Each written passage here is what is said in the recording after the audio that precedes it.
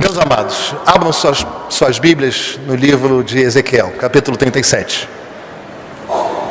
Se você se sentiu desafiado e eu não chamei o seu nome, não tem problema, você vai entrar, tá bom? Ezequiel 37. Nós vamos ser breves nesta reflexão. Nós iniciaríamos uma série de sermões hoje, à noite, a partir do livro de Atos, no capítulo 15, e nós prorrogamos o início da série para o próximo domingo, uma vez que nós estamos em um culto em ação de graças, pelo 73º encontro de casais com Cristo, que foi uma bênção. Irmãos, inevitavelmente a vida é marcada por desafios. Inevitavelmente todos nós havemos de passar aflições, angústias, dores, afastamentos, os mais diversos, e nas mais diversas áreas da vida.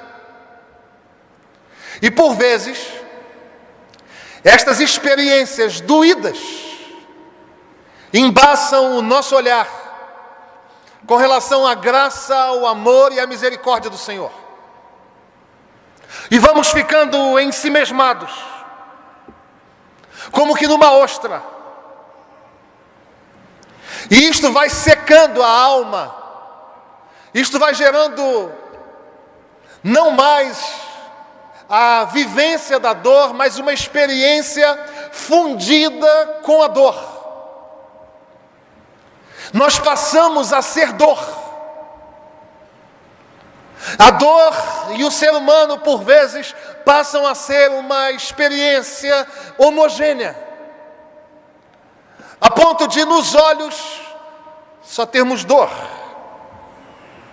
nas palavras sermos ácidos, pessimistas, inconvenientes, estragadores de ambiente, afastadores de pessoas.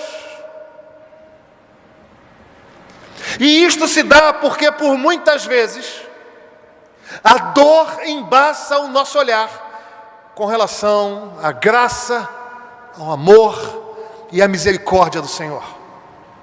Começamos a achar que caminhamos sozinhos. E já começamos então a negociar princípios que são basilares da nossa vida. E vamos então nos afastando de Deus de uma forma muito sutil, muito leve. Até o ponto em que nós olhamos para nós e já não mais reconhecemos a nossa própria vida. Isso pode acontecer comigo, isso pode acontecer com você, se o Senhor não tiver misericórdia de nós hoje, aqui e agora. O texto que lemos é um texto que está situado no tempo do cativeiro babilônico. Ezequiel é chamado de um dos profetas do cativeiro. Ele profetizou durante este tempo em que estava cativo o povo. Ele profetizou por 22 anos. O povo foi se afeiçoando à cultura babilônica. O povo foi se afastando de Deus. O povo foi se entristecendo e perdendo a perspectiva de que, independentemente do local em que eles estavam, o próprio Deus estava conduzindo, guardando, cuidando e zelando. Ezequiel, então, tem uma palavra duríssima na primeira parte do seu livro. Se você ler lá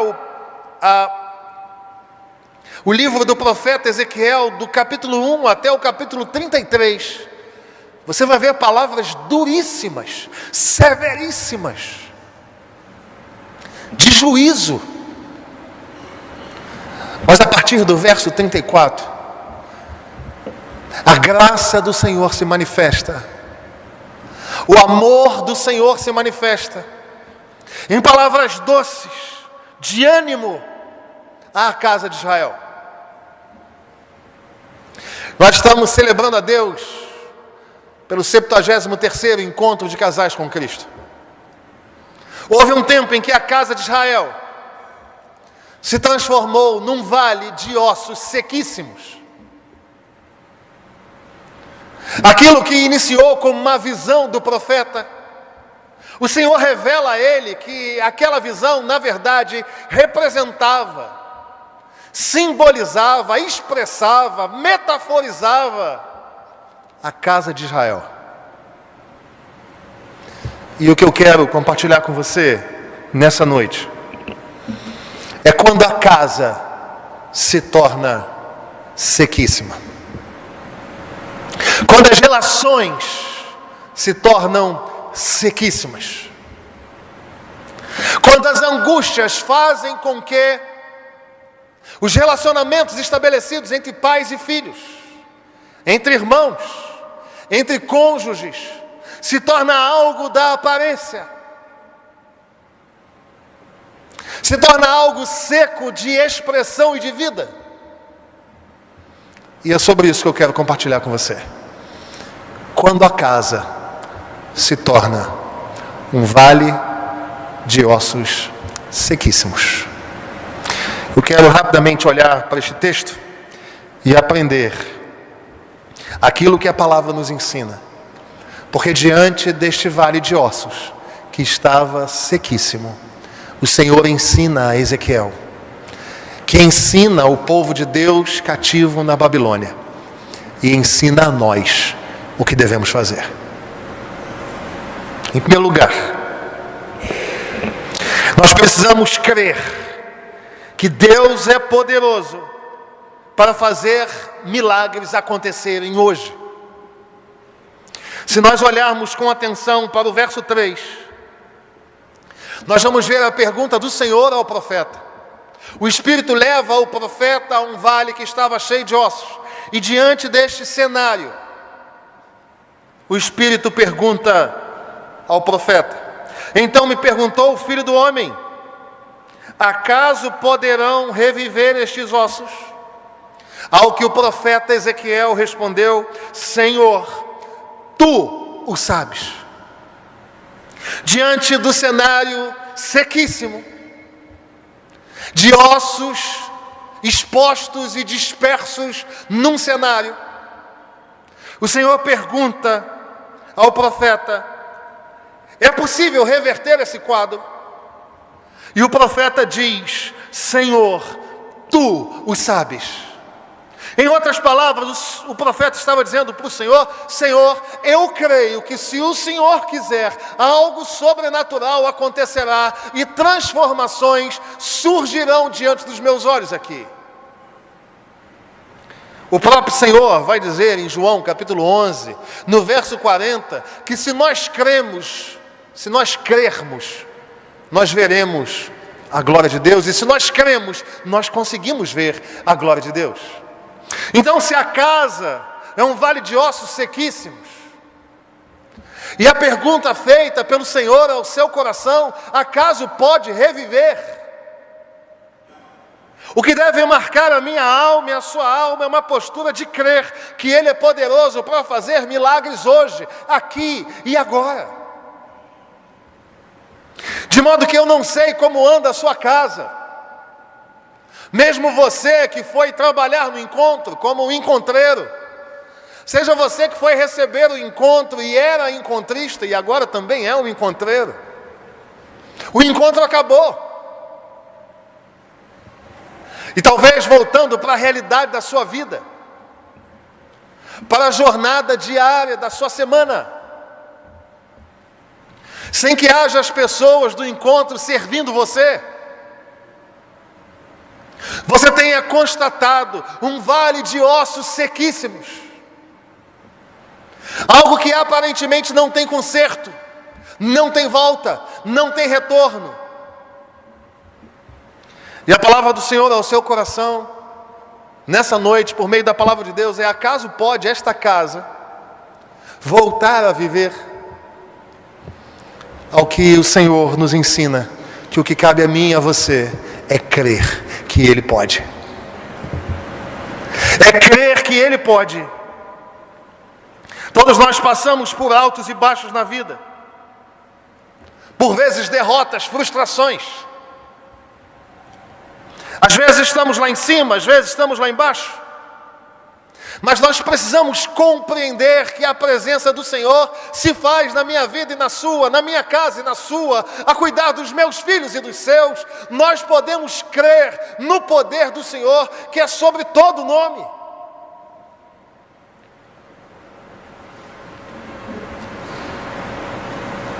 Quando a casa se transformar num vale de ossos sequíssimos, creia que Deus tem poder para operar milagres. Clame. Já contei isto aqui algumas vezes, mas eu preciso fazer menção a este fato, porque sei que isto se repete com muitas e com muitos irmãos aqui. Muitas vezes, acordei à noite sentindo uma presença. E quando eu abri os olhos assim, de rabo de olho, eu vi as mãos da minha mãe, eu vi as mãos do meu pai, clamando a Deus, intercedendo ao Senhor por mim. O filho está com o coração frio, interceda ao Senhor. O marido ainda não se converteu. Quando ele estiver dormindo, coloca a mão na mente dele, no coração dele. Senhor, em nome de Jesus, converte meu marido. Se a esposa não é convertida, de igual modo. Se os netos caminham longe da fé, creia que o Senhor tem poder para resgatá-los. Ele é poderoso. Segundo lugar, quando a casa se transforma num vale de ossos sequíssimos. Em primeiro lugar, crer que Ele é poderoso para fazer milagres. Mas em segundo lugar, obedecer a palavra sem nenhuma objeção. E o verso 4 diz assim: disse-me ele, profetiza a estes ossos, e dize-lhes, ossos secos, ouvi a palavra do Senhor.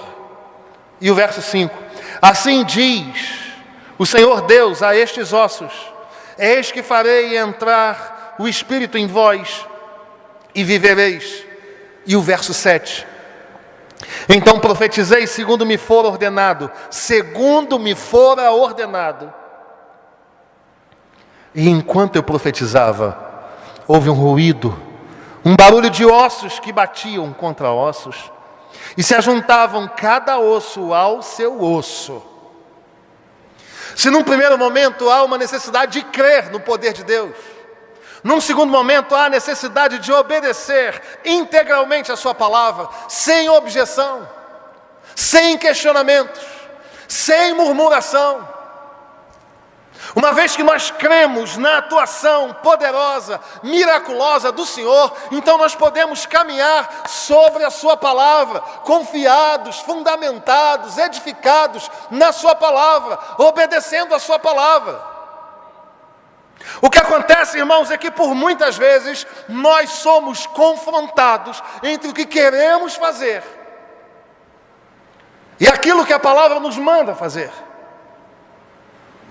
E ficamos como que a duvidar. Mas Senhor, se eu fizer o que o Senhor está mandando, eu vou passar por bobo. Se eu fizer o que o Senhor está mandando, eu vou passar por religioso. Se eu fizer o que o Senhor está mandando, eu vou ser estereotipado. Então eu vou fazer aquilo que o meu coração me manda fazer. E a palavra do Senhor nunca mandou você e eu seguirmos o nosso próprio coração. Aliás, a palavra do Senhor fala que o nosso coração é enganoso. A palavra do Senhor fala que o nosso coração trilha caminhos de morte. Então, entre o seu coração e a palavra, obedeça a palavra. Se coloque no lugar do profeta Ezequiel. O Senhor te leva a um lugar, muito provavelmente, um pós-guerra. Exército deitado, ossos e mais ossos. Imagine o Senhor perguntando a você: acaso podem reviver esses ossos? E imagine que você, iluminado pelo Espírito Santo, diga: Senhor, tu sabes. E o Senhor então diz: então profetiza.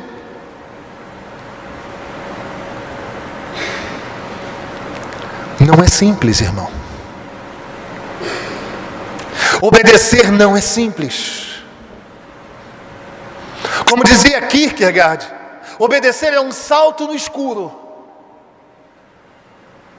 No entanto, nós saltamos no escuro, sabendo que as mãos do Senhor estão lá embaixo, aguardando a gente, caindo nas suas santas e poderosas mãos. Obedeça. Portanto, se a sua casa se transformou num vale de ossos sequíssimos, obedeça a palavra. Se a relação é com o cônjuge, leia, por exemplo, Efésios 5 e obedeça a palavra. Ame a mulher como Cristo amou a igreja. Se entregou e santificou a vida dela. Faça isso. Obedeça a palavra. Minha irmã, seja submissa ao seu marido como ao Senhor.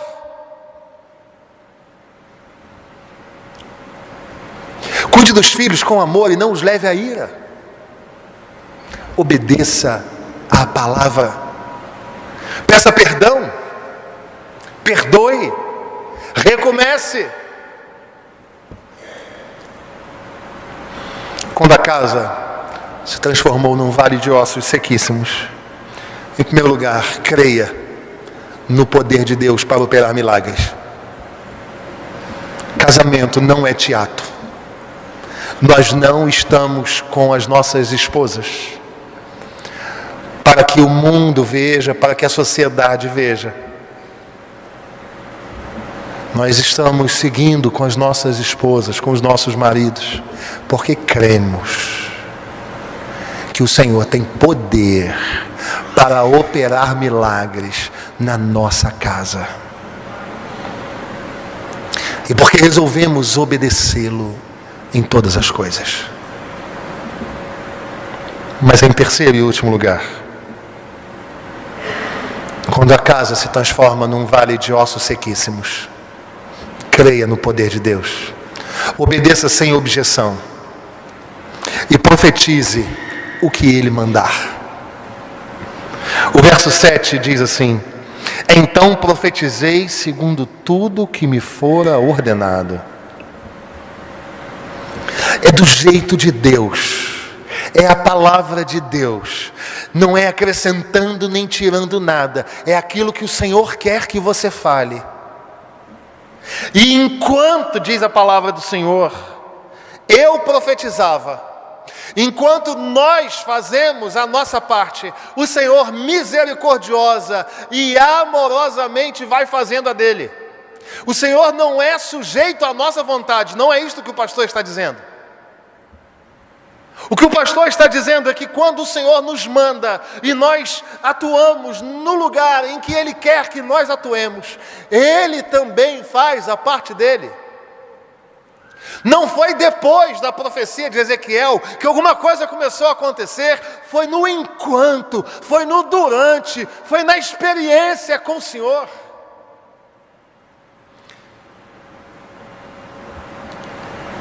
Jeremias capítulo 1, verso 12, vai dizer que Deus vela pela sua palavra. Você pode confiar. Você pode declamar a palavra. Você pode ler com a sua esposa, com o seu marido, com o seu filho. Você pode, no momento de angústia, recitar o salmo, não como um mantra, que pode acalmar você das suas tensões, mas como a palavra do Deus eterno, que ocupa a nossa alma, a nossa mente, e nos faz transbordar da sua presença.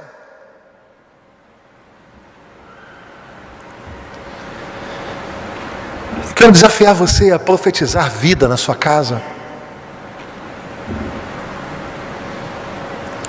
A vida de Deus na sua casa. A vida vida de Deus para os seus irmãos, a vida de Deus para os seus pais, a vida de Deus para os seus filhos, para os seus cônjuges. Porque o que nos diz a palavra é que enquanto Ezequiel profetizava, ordenadamente, porque o Senhor é o Deus da ordem, não existem problemas identitários, no sentido de quem faz o quê e quem exerce o quê, quando nós cremos e quando nós obedecemos. E aí cada osso se junta ao seu osso ordenadamente.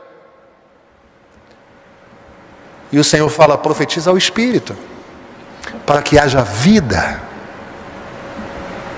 Sim, irmãos, existe a possibilidade de haver pessoas de pé, respirando com o coração batendo, e ainda assim estarem mortas. Vida só em Jesus. Vida somente pelo Espírito de Deus. E diz a palavra do Senhor que assim como aconteceu. O verso 11, verso 10 diz assim: profetizei como ele ordenara, e o Espírito entrou neles, e viveram, e se puseram de pé, um exército sobremodo numeroso. Eu quero encerrar dizendo então que se a sua casa é como a casa de Israel, lá o contexto era de nação, e nós aplicamos ao contexto de família. Se há alguém, ou se há um contexto de vale de ossos sequíssimos, creia no poder do Senhor, obedeça integralmente a sua palavra e profetiza na tua casa a vida de Deus, a fim de que o Espírito transforme aquilo que era um cenário de cemitério caótico num exército de pessoas de pé, vivas, edificadas pelo Senhor. Que Deus assim nos abençoe, e que assim Ele faça na minha casa e na sua casa, para a glória de Jesus. Feche seus olhos, vamos orar. Senhor, nosso Deus e nosso Pai, nós glorificamos o Teu nome pela Tua palavra, e porque o Senhor apresenta para nós a única possibilidade de ter vida em nossa casa. Então nós pedimos em nome de Jesus, nos faz crer, nos faz obedecer e nos faz profetizar. E que seja assim, para que a nossa vida expresse a Tua vida, para que a nossa família expresse a Tua presença, e para que a nossa igreja seja fortalecida pelo Senhor. É a nossa oração, em nome de Jesus. Amém.